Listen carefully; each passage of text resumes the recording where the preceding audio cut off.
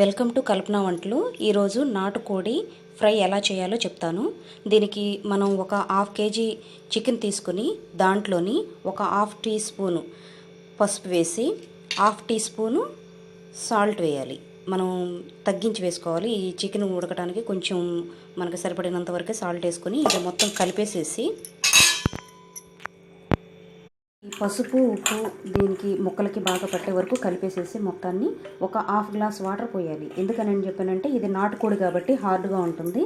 మనకి హార్డ్గా లేకుండా చాలా సాఫ్ట్గా ఉండడానికి మనం వాటర్ పోసేసి దీని మీద మూత పెట్టేసేసి స్టవ్ మీద పెట్టి వాటర్ ఏమీ లేకుండా ఈ పూర్తిగా ఉన్నటువంటి వాటరు చికెన్లో నుంచి వచ్చిన వాటరు మొత్తం కలిసి ఉడికి మనకి డ్రైగా అయిపోయేంత వరకు కూడాను మనం దీన్ని ఉడికించాలి. ఒక చుక్క కూడా వాటర్ ఉండకూడదు.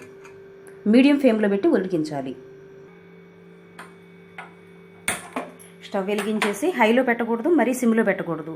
ఎందుకనంటే ముక్క చాలా సాఫ్ట్గా ఉడకాలి కాబట్టి మనం మీడియం ఫ్లేమ్లో పెట్టినట్లయితే సరిపోతుంది. దీనికి కావలసిన పదార్థాలు: ఉల్లిపాయ పేస్టు, అల్లం వెల్లుల్లిపాయ కరివేపాకు కలిపి నూరుకున్నటువంటి పేస్టు, కట్ చేసి పెట్టుకున్నటువంటి కొత్తిమీర, ఒక నిమ్మకాయ బద్ద సరిపోతుంది. మనం టమాటాలు చింతపండు ఏమీ వాడట్లేదు కాబట్టి హాఫ్ బద్ద మొత్తం సరిపోతుంది ఈ ఫ్రైకి. కరివేపాకు, కారం, సాల్టు, పసుపు, సన్నగా బారుగా కట్ చేసి పెట్టుకున్నటువంటి పచ్చిమిర్చి, చెక్క, లవంగ, యాలకులు కలిపి పౌడర్ చేసి పెట్టుకోవాలి. వేయించి పౌడర్ చేసి పెట్టుకున్నటువంటి ధనియాలు, జీలకర్ర పౌడర్. మనకి ఈ విధంగా ఒక్క చుక్క కూడా వాటర్ లేకుండా ఉండేలాగా బాయిల్ చేసుకోవాలి. ఇప్పుడు మనం కళాయి పెట్టి స్టవ్ వెలిగించుకుందాం. కావలసినంత ఆయిల్ పోయాలి. ఆయిల్ వేడెక్కిన తర్వాత జీలకర్ర వేయాలి. అల్లం వెల్లుల్లిపాయ పేస్ట్ కూడా వేసి వేయించాలి. అల్లం వెల్లుల్లిపాయ పేస్ట్ వేగిన తర్వాత మనం ఉల్లిపాయ పేస్ట్ కూడా వేసి ఇది కూడా వేయించాలి. ఉల్లిపాయ పేస్ట్ కూడా వేగిన తర్వాత మనం ఉడికించి పెట్టుకున్నటువంటి చికెన్ పీసెస్ని వేయాలి. వేసి మొత్తం అంతా తిప్పాలి.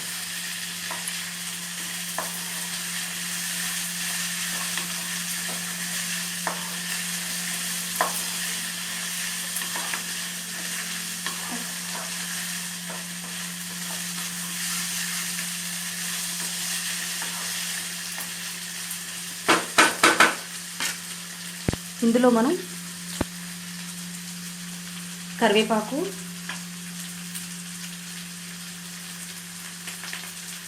పసుపు,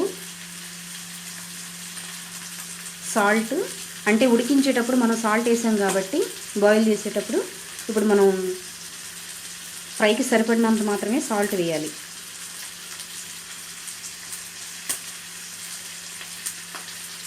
వేసి వేయించాలి.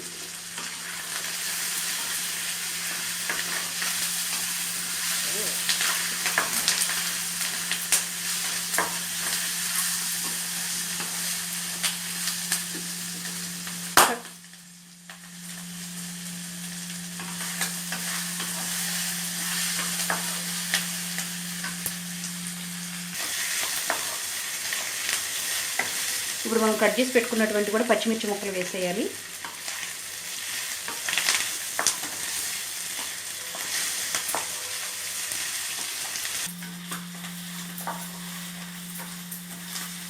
వేగించిన తర్వాత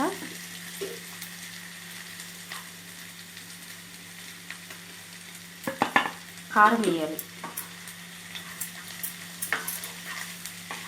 కారం పచ్చివాసన పోయేంత వరకు కూడాను ఒక 2 నిమిషాలు వేయించాలి.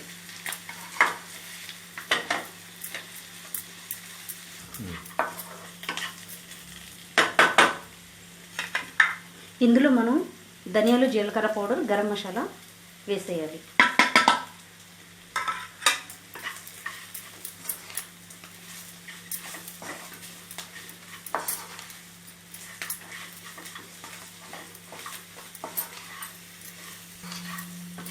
మసాలా కూడా వేగిన తర్వాత మనం తీసి పెట్టుకున్నటువంటి నిమ్మకాయ జ్యూస్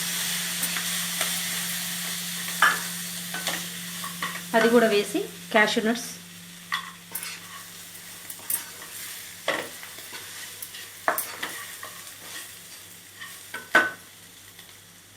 తర్వాత ఇందులో కొత్తిమీర వేయాలి.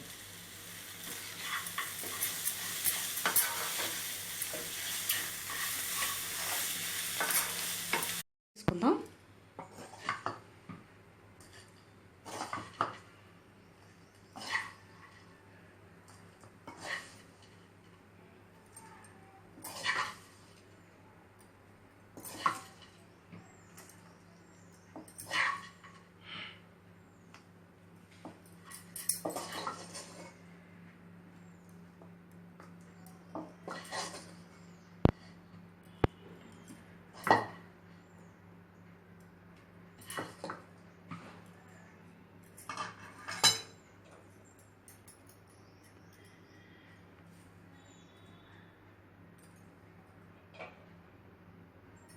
కట్ చేసి పెట్టుకున్నటువంటి కీరా, టమాటా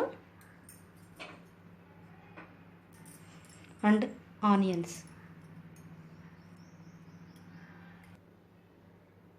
అంతే. ఎంతో స్పైసీగా ఉండేటువంటి చికెన్ ఫ్రై రెడీ అయిపోయింది.